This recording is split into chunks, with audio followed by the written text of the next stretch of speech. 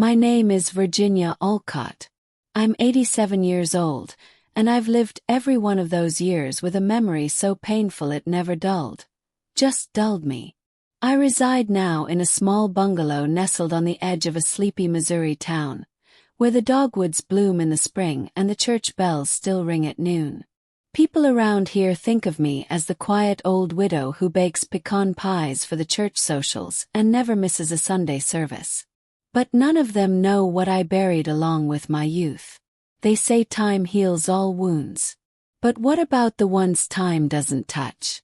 The ones you carry like a second heartbeat, pulsing beneath every smile, every birthday, every Christmas morning. I lost my son, my firstborn, 52 years ago in the maternity ward of Granger Memorial Hospital. That's the story I was told. That's the version that played on repeat in my mind, every sleepless night since 1973. They told me he died. A placid-faced nurse whispered it through pale lips while I lay groggy and trembling, strapped to a hospital bed, too weak to lift my arms. They said it was a complication, that there was nothing anyone could have done. My husband, Harold, clutched my hand and nodded solemnly, accepting it as truth. No. I had no fight left in me. I had hemorrhaged, they said. Lost too much blood. Wasn't strong enough to hold him. I never saw my son. Never held him. Never kissed his little forehead. They whisked him away before I could even ask his name. For decades I carried that silence. I made peace with it, or so I thought. We went on to have 2 more children, Clara and Joseph, and I poured everything into raising them. I tried to be present, but something was always missing. Some part of me remained trapped in that hospital room with no window and too much white. Then last fall the phone rang. It was a Thursday. I remember because I'd just taken the banana bread out of the oven and was flipping through an old Reader's Digest.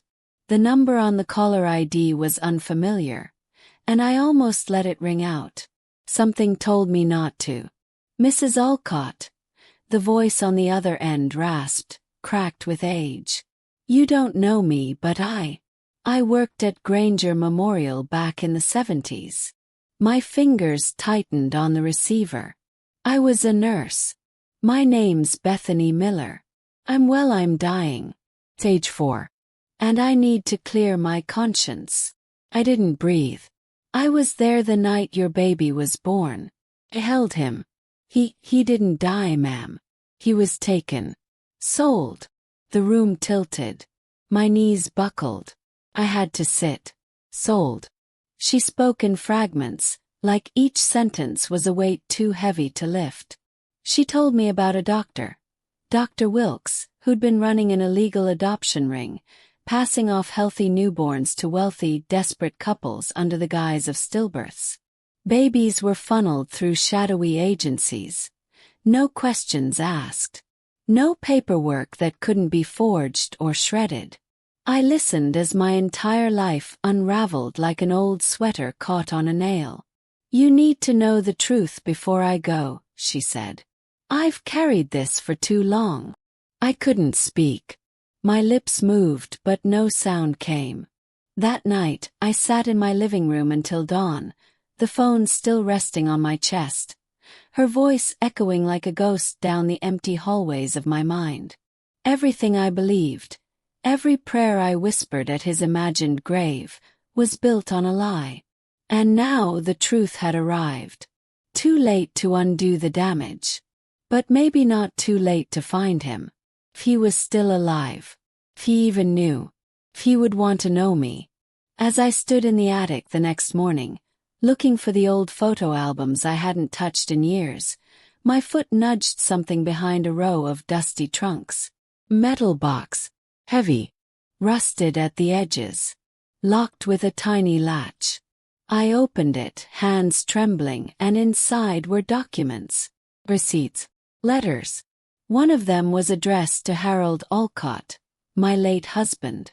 And what it said shattered everything I believed about the man I thought I knew. If you're still with me, don't forget to like, comment, and subscribe for the next moment. The attic was stuffy that morning. Dust hung in the air like smoke, and every breath felt like inhaling the past. I sat cross-legged on the creaky floorboards, the metal box resting between my knees. My hands shook as I unfolded the yellowed envelope addressed to my late husband, Harold Alcott.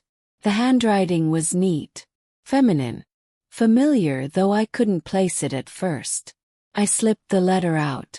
Dear Harold, as agreed, the boy has been delivered to the agency. He is healthy, beautiful, and everything we hoped for. You were right not to involve Virginia. She never would have let him go. I know this was painful for you too, but you've made the right decision. Some women aren't strong enough to move on. She'll heal in time, I'm sure. Margot. The letter fell from my fingers. I felt like the air had been sucked out of the room. I stared at the words on the page, willing them to rearrange themselves, to become something else. Anything else. But they didn't. Harold knew. He knew our son hadn't died. He let them take him. And he never told me. I clutched the box to my chest and rocked slowly, as if I could comfort the decades-old version of myself, the girl who'd wept in a sterile hospital room, begging for answers, for closure. I had buried Harold 3 years ago with a folded American flag and a eulogy that praised his loyalty, his strength, his unwavering devotion. Was all of it a lie? I took the letter downstairs and laid it on the kitchen table. The house was too quiet, like it was holding its breath. I picked up the rest of the papers inside the box. There were documents, adoption agency letters, payments made to a woman named Sutton Family Services in Baton Rouge, a birth certificate. But the name wasn't mine. My son had been renamed, rewritten. Benjamin Oliver. Born March 16, 1973. That was the day I gave birth. The day they told me he died. And there it was. His name. His new name. Like he had been reborn, erased, rebranded without my consent. There was also a photograph. A baby, no more than a few weeks old, wrapped in a blue blanket with the same dimpled chin Harold had. I stared at it for hours, then flipped it over. On the back was written, Ben, 1973. Baton Rouge. Called Clara that night. She's my daughter. 45 years old. Teaches English at a local high school and bakes when she's stressed. She's always been the practical one, the calm in our storm. I didn't tell her everything. Just that I needed help locating a family in Baton Rouge from the 1970s. She didn't ask many questions. I'll get to work on it, Mom, she said. You okay? No, I whispered. But I will be. The next day, Clara came over with her laptop. I made tea, though I couldn't taste a drop of it. We sat at the table, and she began searching. I watched her face shift as she read through newspaper archives, genealogy sites, and state adoption registries. Eventually, she landed on a private investigator's website. Mom, if we're really doing this, I think we need someone who can pull sealed records, she said gently. These aren't things just anyone can find. I hesitated. My heart wanted to find him. My mind wondered if I even had the right. But I couldn't go another day not knowing. Do it, I told her. I need to know if my son is alive. 1 week later we got a call. His name was still Benjamin Oliver, but now he went by Ben Latham, a successful commercial real estate broker in Dallas, Texas. Married.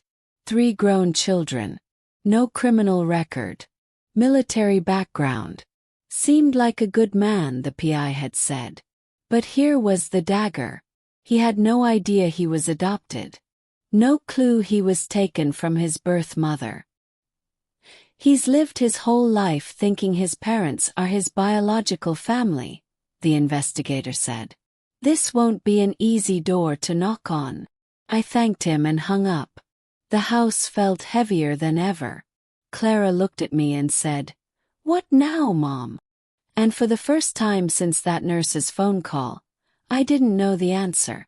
That night, I pulled out an old composition notebook from the bookshelf in the living room. The one I used to write letters I never sent. I opened to a fresh page and began to write. "Dear Ben, I am your mother. You were stolen from me the night you were born. And for 50 years, I mourned you without knowing the truth. And then someone knocked on my front door. I wasn't expecting anyone. If this moment moved you, don't forget to like, comment, and subscribe so you never miss the next part of the story." What would you do if you discovered your child had been stolen half a century ago? Let me know in the comments. I stood motionless in my living room as the knock echoed again through the quiet house. It was after 9. Too late for a neighborly visit. Clara had already gone home. The kettle on the stove had just begun to whistle softly, forgotten now as I hovered between the hallway and the front door. Another knock. Firmer this time. Opened it. There stood a woman, maybe in her late 50s, with a raincoat wrapped tight around her like armor and a manila envelope in her hands. Her eyes were sharp but cautious, like someone who had practiced this moment in her head 1,000 times. "Virginia Alcott?" she asked, her voice low but clear. I hesitated. "Yes." She glanced over her shoulder, then stepped forward, handing me the envelope. I worked at Sutton Family Services," she said quickly. "I used to process intake paperwork. I was just a clerk, 22, newly hired. But I remember your name. I remember him." Froze. "Ben," I whispered. She nodded. "He had your eyes." They called it a closed adoption, but I knew something was wrong. I saw your name crossed out in pencil and another name, Margot Lawrence, written over it. I didn't understand it then, but... She looked down. "I've carried this for a long time." I took the envelope with trembling fingers and stepped aside, gesturing for her to come in. We sat at my kitchen table. She introduced herself as Judith Parks, retired now. Lived 3 towns over. Never married. No children. Just her and her conscience. Inside the envelope were photocopies of original birth documents. Documents I had never seen. Hospital intake records, signatures. One caught my eye immediately. Mother, Virginia Alcott. Infant male. Born March 16, 1973. Status. Healthy. Disposition. Temporary medical hold. Pending transfer to Sutton. Transfer. I never signed any transfer. Why? I asked more to myself than to her. Why would they do this to me? Judith shifted in her seat. Your husband had influence. Money. And Margot Lawrence. She wasn't just some agency worker. She was your sister-in-law's cousin. There were rumors even back then that certain babies were being funneled out of hospitals with forged signatures, paid placements, but no one dared report it. I sat in stunned silence. My son hadn't just been taken. He had been sold. That night I couldn't sleep. I lay in bed thinking about Ben. His life, his family, the love he grew up with. Was it real? Had they loved him the way I would have? Had he ever wondered why he didn't look like his parents?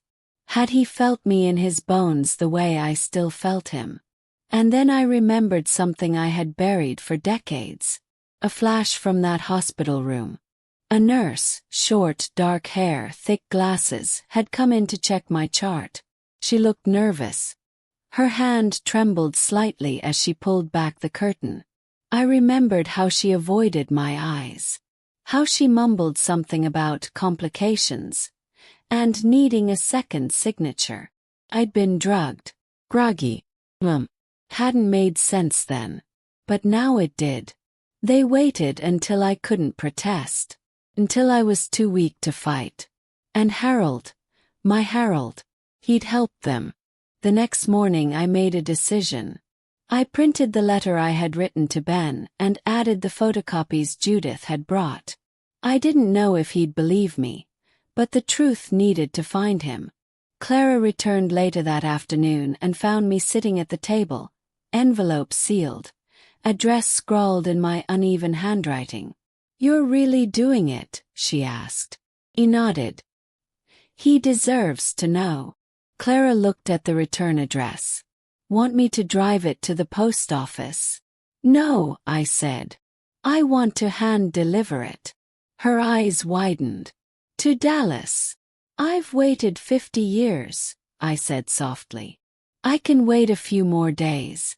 But I need to see him, even if it's from a distance." 2 days later, Clara and I were in the car, heading south toward Texas. I hadn't been outside my county in years. I felt like an old woman on a mission too heavy for her bones, but my heart felt strangely light. By the time we pulled into the quiet cul-de-sac of red brick homes, it was late afternoon. I stepped out of the car, letter in hand. I walked up the driveway of 1298 Hartford Avenue, where the man I'd once named Jacob now lived as Ben Latham. And as I raised my hand to knock, the front door opened, and there he was, face to face. If this moment gave you chills or made your heart race, don't forget to like, comment, and subscribe to follow the rest of Virginia's emotional journey. What would you do in her shoes? Would you tell him everything? Or protect his peace? I couldn't speak. There he stood, not more than 3 feet in front of me, holding a glass of iced tea and looking like a man who had just opened his door to a stranger selling something he didn't want. "Can I help you?" he asked politely, eyes narrowing just slightly.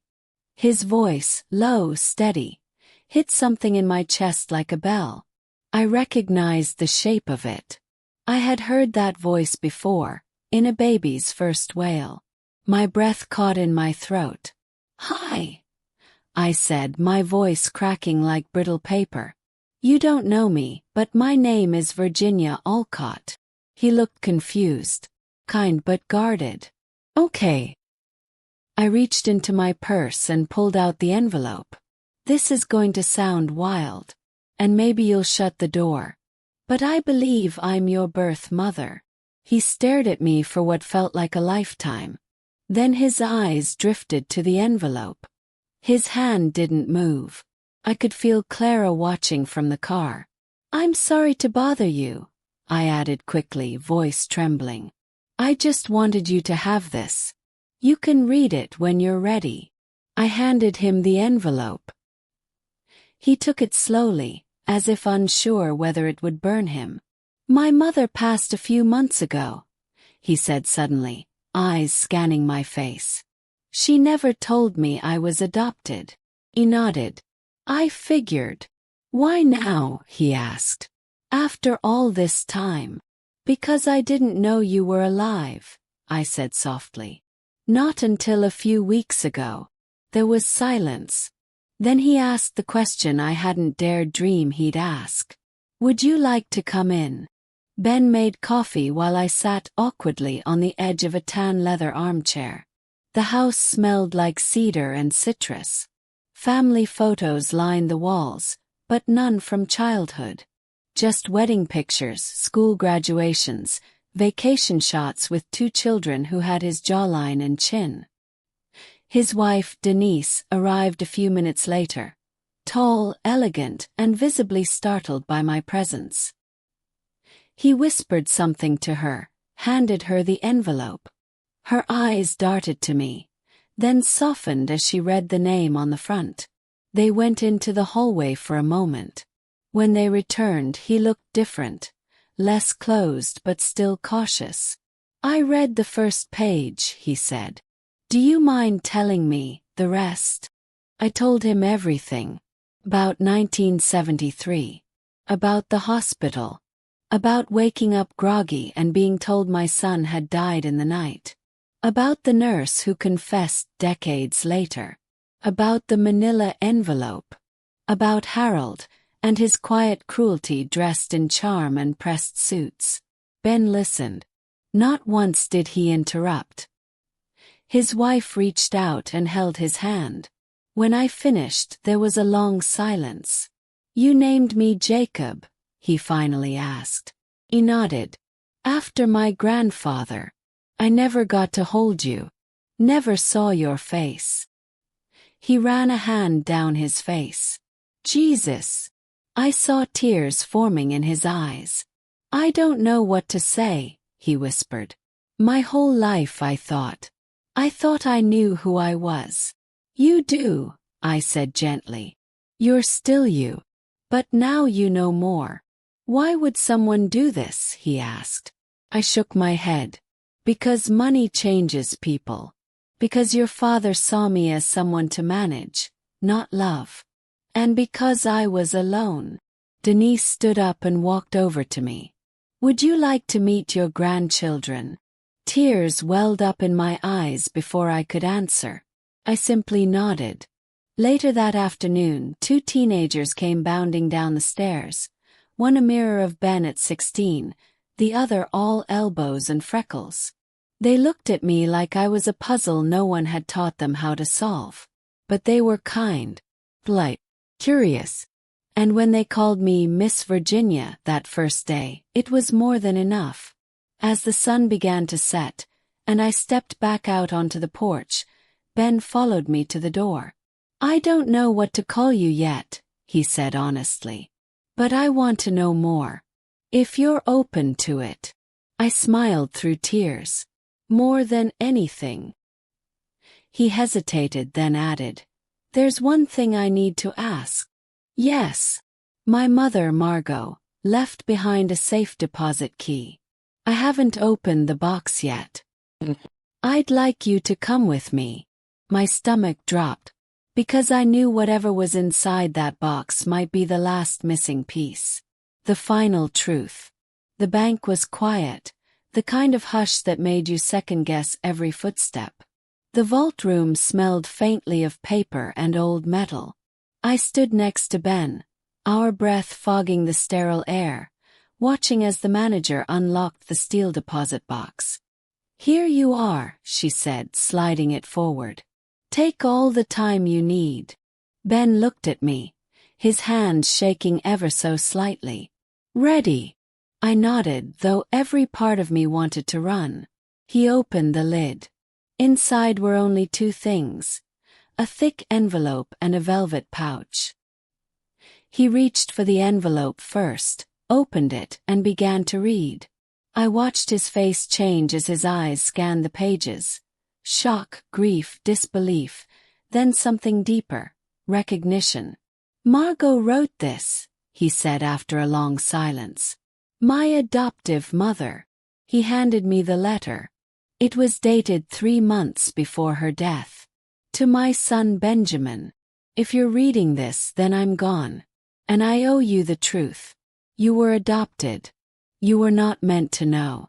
But I kept the records, the papers, and my conscience waited until now to speak. A man named Harold Sinclair brought you to the hospital the night you were born. He said your mother had died.